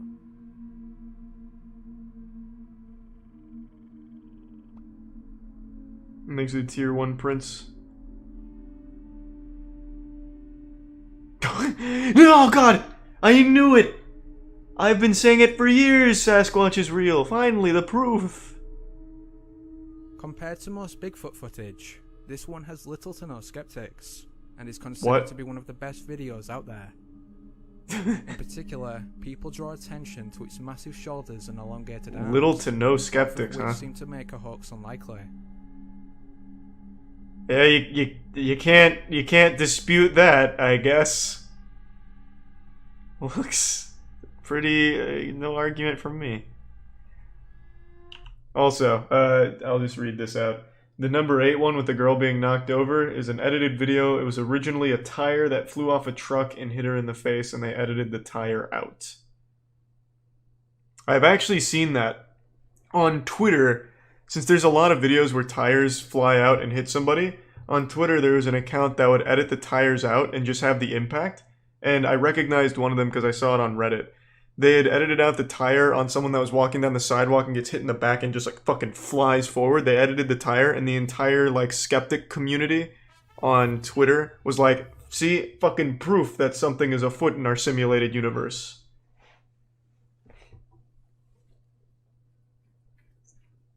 So that is actually a pretty common one. On May 17th, 2006, a mysterious entity was filmed flying over the Nuevo Leon Mountains in Mexico.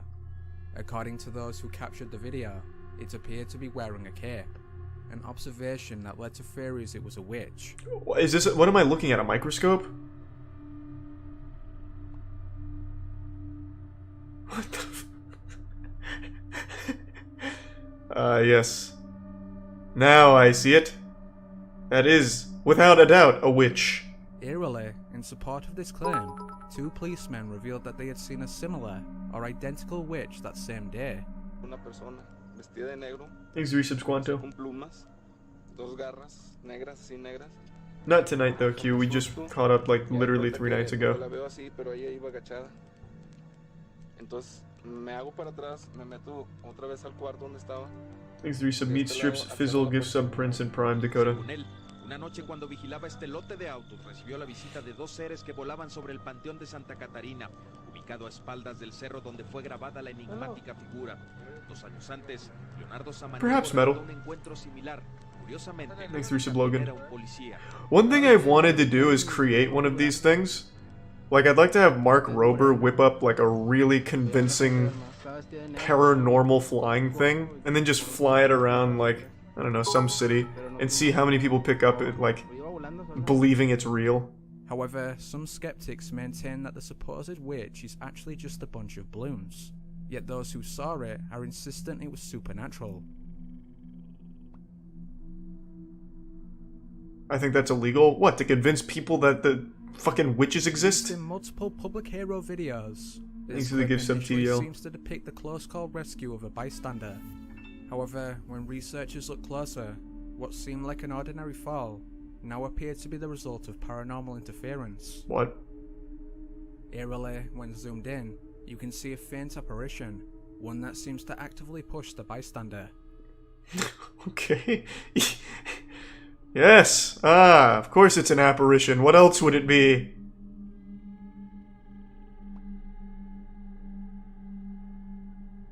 Thanks to the resub Daffy and the anonymous bits. Skinwalker Ranch. Yep, that sounds like actual serial killer shit. I can't watch that on Twitch. It stays in place for a few seconds before disappearing.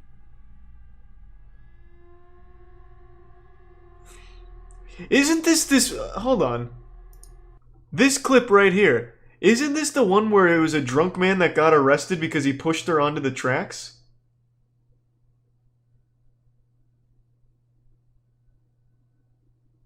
That's this video, isn't it? Holy shit, hold on. That wasn't long ago.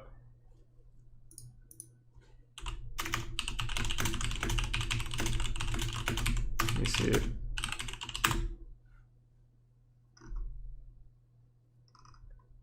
Where was it? There was a drunk homeless man, if I remember right, that pushed her onto the tracks.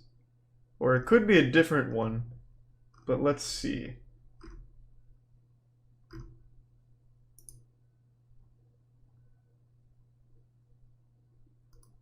No, it's a different one. Or at least, I don't, well, Jesus, there's a couple instances, but it is, the one I was thinking of is not this one. Thanks to the resub Spike in the tier 1 waffles. Skinwalker Ranch was the first known sighting of a Wendigo. Okay, I see we're using those terms very loosely.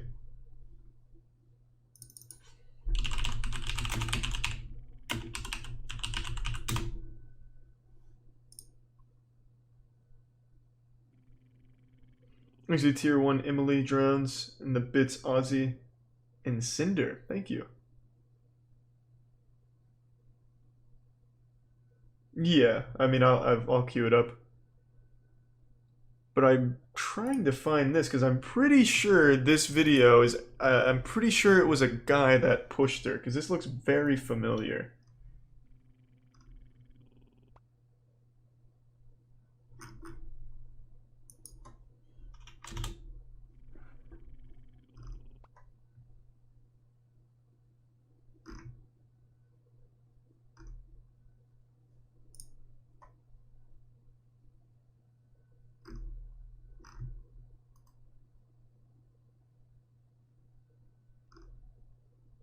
Okay, I guess not.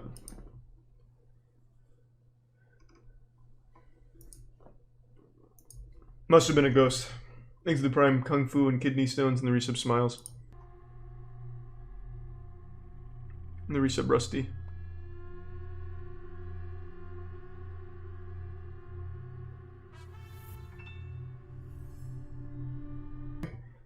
It's not like a ghost thing or anything. That's just kind of interesting. I've never heard that theory. Who was that? Al Duce? Is that even a real thing? El Duce. Eldon Hoke. After the body of frontman Kurt Cobain was discovered in the greenhouse of Cobain's Lake Washington home, Hoke began making the claim that Cobain's wife, Courtney Love, had offered to pay him to kill Cobain. Hoke promoted his story in such media outlets as Jerry Springer, Inquirer, and Nick Broomfield's documentary Kurt and Courtney.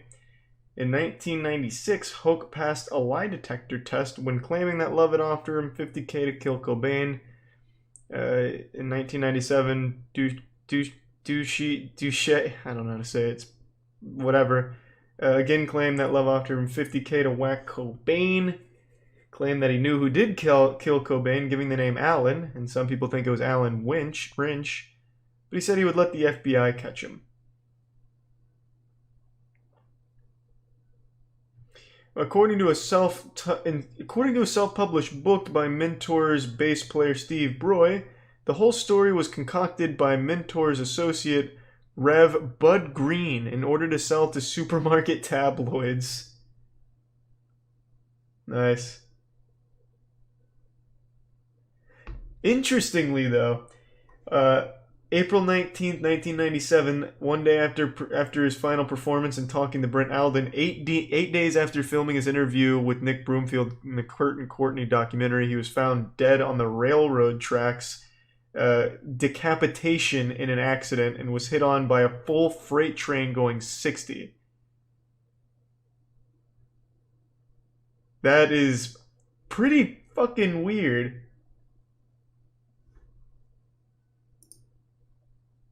Thanks to the Prime Ram and the resub Drobes. The day's been alright, Bear. Hope you've done well.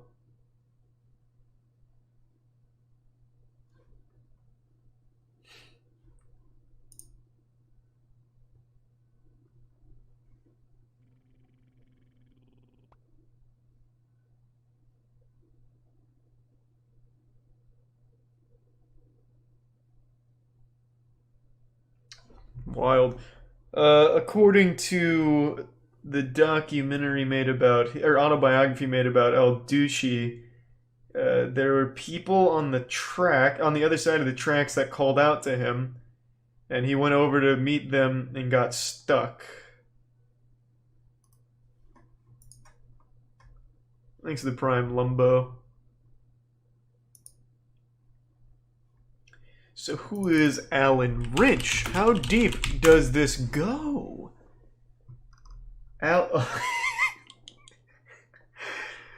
What a fucking unfortunate name. Alan Rinch just of course brings me Alan Wrenches to buy.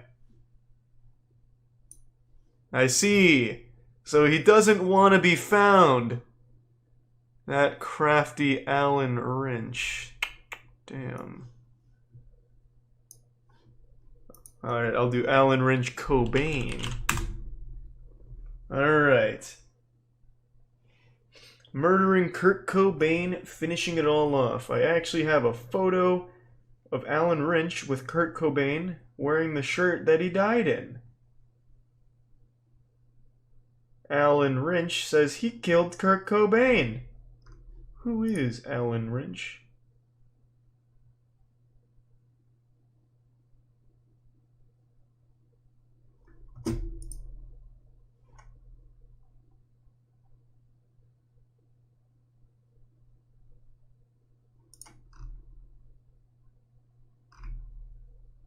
Yeah, there's not a whole lot about Alan Rinch. But it just seems like a guy who's trying to piggyback off of that story from El Duce. Whilst most have heard of the mainstream 9/11 conspiracies, one controversial theory proposes that United 93 was actually empty when it crashed. Supposedly, the passengers oh, this were one's just removed really from the fucking plane disrespectful. and subsequently murdered. To prove this video, years before its release, in December 2009, these two videos were uploaded to YouTube. Shot in Moscow, they appear to show the same pyramid-shaped UFO. After the release of this footage, Oh, wow. sightings of the pyramid went quiet. Then in 2018, this UFO was caught above the Pentagon. Holy shit. Mysteriously, around the same time, this leaked video found its way online. Allegedly taken at a UN closed meeting in New York. There's a tier 1 pool and the tier 1 the boom. Pentagon pyramid was extraterrestrial in nature. Interestingly, she is now identified as Alaya Prokofieva, the real founder of the private space company, Galactica. What?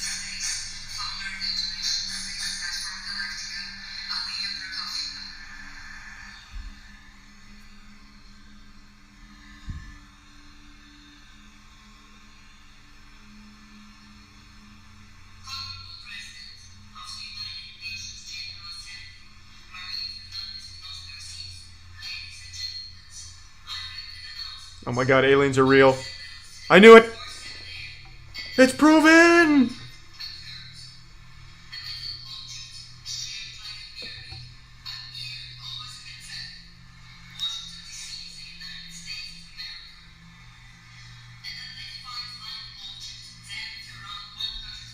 Would a triangle really be the best shape for their ships, though?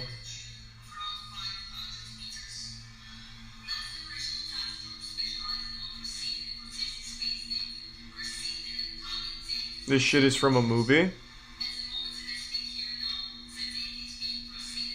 Thanks, Risa Bleo.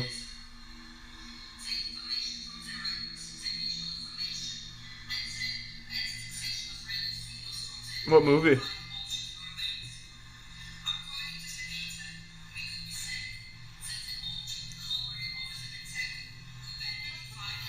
Thanks, the Prime Crown.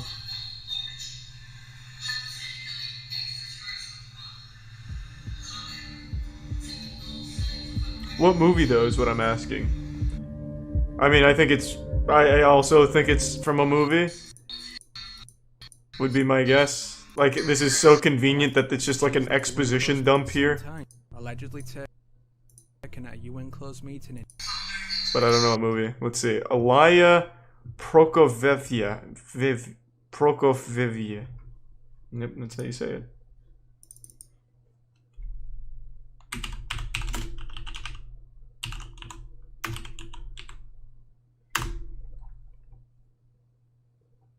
Alaya Prokofieva, founder, CEO of Human Cosmos.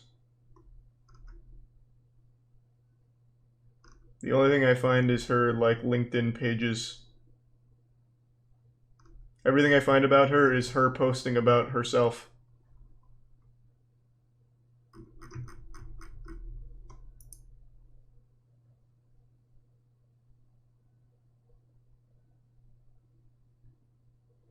Check comments. YouTube comments is the worst fucking place for anything ever. I guarantee they believed every single one of the things in here. Yep, that was definitely Bigfoot. Can't argue with that.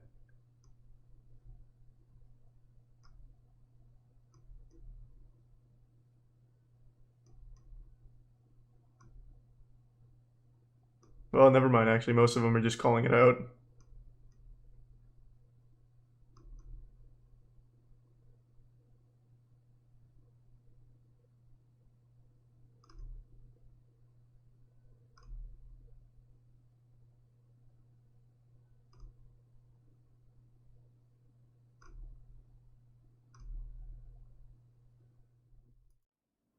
Just let me know. No, I can't say I've seen that, James. I do not really like Disrupt. I've watched a lot of their stuff. I think they jump from topic to topic in the same video and it makes it convoluted and hard to follow. It's awfully pretentious. Their visuals are really cool, but I don't... In the late 19th century, Whitechapel was known for its overcrowded slums, where many of the capital's poor and unemployed had taken refuge.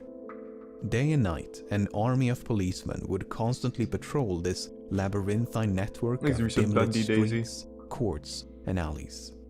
One such place was a narrow passage known as George Yard. Near the north entrance of this passage was a residential complex known as George Yard Buildings. Not a very inspired name. It was the morning of August the 7th, 1888, when an upstairs tenant named John Reeves headed out for work. Upon reaching the first floor landing, Reeves encountered the body of a woman lying upon her back in a pool of blood. Horrified by the sight, he stumbled down to the street below in search for help. Constable Thomas Barrett was the first officer on the scene. Hey, Thomas. He was soon joined by Dr. Timothy Killeen, who conducted a brief examination. The woman had been stabbed 39 times, Whoa. primarily in the chest and abdomen. Dr. Jesus. Killeen estimated that she had been dead for, quote, about 3 hours, thus placing the time of death at approximately 2:30 in the morning. The woman had likely been attacked where she was found, as no blood was found beyond the staircase landing. Like you said, But Chewy, this was Rabid, strange, and as none of the Chris. tenants There's in no this new crowded slapping. building had heard a single cry for help or a disturbance of any kind. One exception was Amy Hewitt, a tenant who claimed to have heard a lone cry of murder. But this was early in the evening of August the 6th, and the scream had emanated from